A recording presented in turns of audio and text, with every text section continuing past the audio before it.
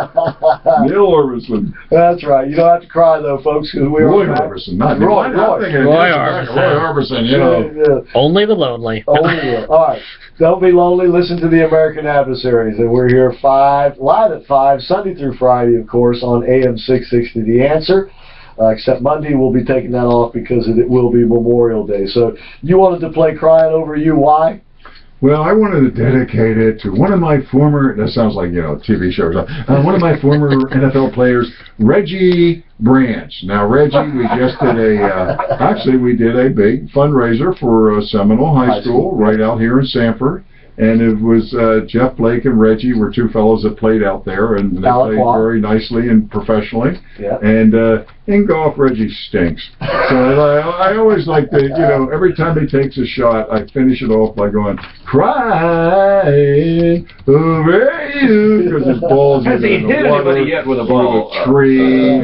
I think he's in jeopardy of hitting himself. He's so bad, but you know. Does he ever use the excuse that his Super Bowl ring gets in the way of his swing? But, he's not listening tonight, right, Mike? I don't know. The Reg. We love Reggie. Yeah, great guy. He is bigger. We want him to come back on the show too. Yeah, we'll get him in real soon. Real soon. Okay. All right. You know, Monday once again is Memorial Day, and so we hope you folks will go out and remember the day and remember the fallen in a special way. And remember that you know, we couldn't have what we have right now. We couldn't be doing this show. You couldn't be doing whatever it is you're doing without the blood that was shed, you know, to make sure that we stay a free country. And you know what? I would say this Memorial Day, take an extra minute to think about Ramadi and Fallujah, what's happened in Iraq, the soldiers that gave their lives, the ones that came back torn up, missing limbs and injured, and our president let it go. Right, and I think too, you got to think of the politicians that have sold the country down the drain, and I mean, in a very serious sense. I mean, these are people. He's not the only one. Oh yeah, he's not. Oh, there's a long list of them. Yeah. And I mean, the reality of it is, when it's time to vote, make sure you never forget these things, because sadly enough, look at what all these wonderful people have done for us through all these wars, and the least we can do is go out and vote and make sure that we pinpoint the politicians that have really worked to the destruction, you know, of our military. We need to make America strong again. Yep. And we need to get rid of now. We need to get rid of the queens. Right. You're not the pretenders. Yeah. Yes. Yeah. John Kerry with his bouffant haircut. The losers. We need to get rid of, and the liars. Yep. That's right. We got a list, and you know what? All of them are already nominated for the Scummies. You know, I'm so looking forward to that, just so you know. I'm so excited about January 1st, when we can come up with our announcements and everything, and we can start soliciting our audience for it. Maybe we can put it in the American Adversaries newsletter. I think we will. Maybe fill in the name. 2015 Scummy Awards. Right, but don't put your neighbor's name in. Of course, you know, we'll still be waiting for Hillary's emails January 1st. You understand? She's going to hold those until after the election. Well, that's another issue, but actually I think the Obama administration is the one that's got her on the hot seat right now, and they want to keep her there. I think you're right about that. I think they're doing it to her, which is great. I mean, I love every minute, but I'm still trying to figure out, maybe you got more clarity on this, is on the Republican side on this first debate, they're only going to have 10, right? That's what they're saying. So who do you get rid of? Like, and I know they'll go, well, based upon, but they're all like, you know, everybody's 10%, 9.5%, 9.75%. Like, I know, and the polls and the polls are so different depending on where you take them. Have we learned to avoid and don't listen to polls? Especially over in England. Look at that poll. The Liberals were going to take it. No, they got their butts. They got to wait out. Yeah. But that's something that the Republicans are going to have to be a little careful about, is having so many people in the field that it basically it muddies the water and makes it more possible for a guy like, say, Jeb Bush, who has the big funding, to carry the day because he can stay in the race the longest. Do you think Donald Trump is serious? I hope not. He's always got that in the back of his mind. I know he loves showmanship, you know, and that's what's keeping him out in front, and you know, but he loves showmanship, but he also takes himself very seriously. I mean, he's got a huge ego. There's no question about that. Makes stupid statements. But the thing about Donald Trump is that he kind of reminds me of liberals in the sense that he thinks he's smarter than everybody else. Right, and that can be dangerous. And that can be dangerous. Right. However, having said all of that, I still think he adds something to the debate. Now, Lara says he says a lot of He's stupid bragging he's bringing the party down. The latest thing he said, I heard yesterday, was his statement was, if Hillary Clinton couldn't please her husband, how can she please America? And I'm thinking, you idiot! Well, I don't know. At least she stayed with her husband. How many times you been married there, Donnie boy? So you have no commitment. You don't like Donald Trump either, Mike. I know that. You talk. God, what an idiot. Yeah, but he says things that other people are thinking. Put in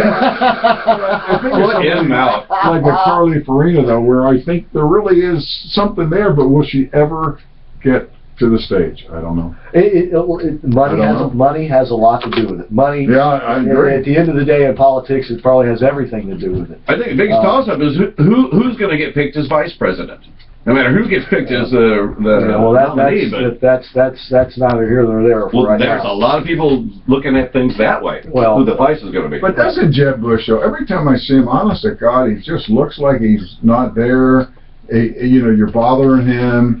Like he's not in the really running. It's just, maybe it's just his facial expression, his body, movement or something. He just looks like he doesn't have a lot of personality. Yeah, I mean, it's like Mr. Excitement. Wake up, buddy! You're running for president. Hello. I kind of feel like, in a way, he feels like he's the Hillary Clinton of the Republican Party. In other words, the one who's going to be ordained. Yeah, at the end of the day, he will be ordained, and it's already a done deal. Or is he coming off as trying to look thoughtful?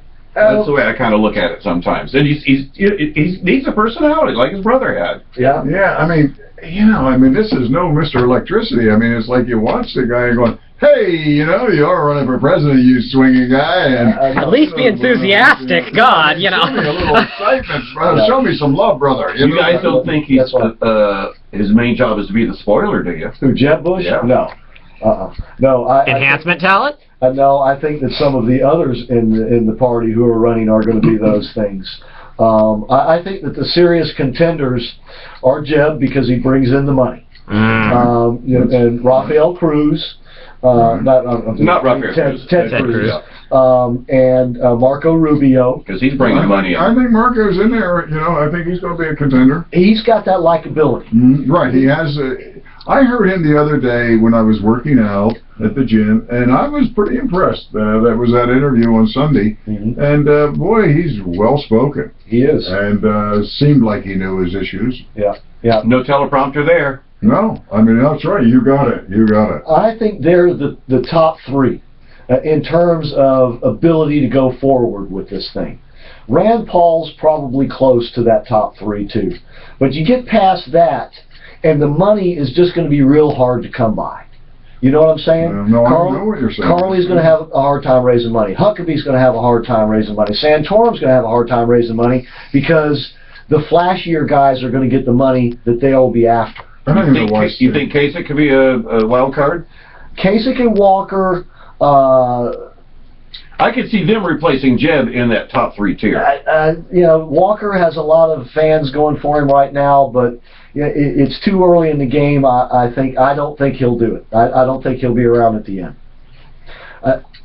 That's just my opinion. Rick Santorum, I wouldn't even put him back on the stage. I mean, like old news, buddy. He is some of that enhancement talent that Lucas mentioned. He will play sort of a spoiler role.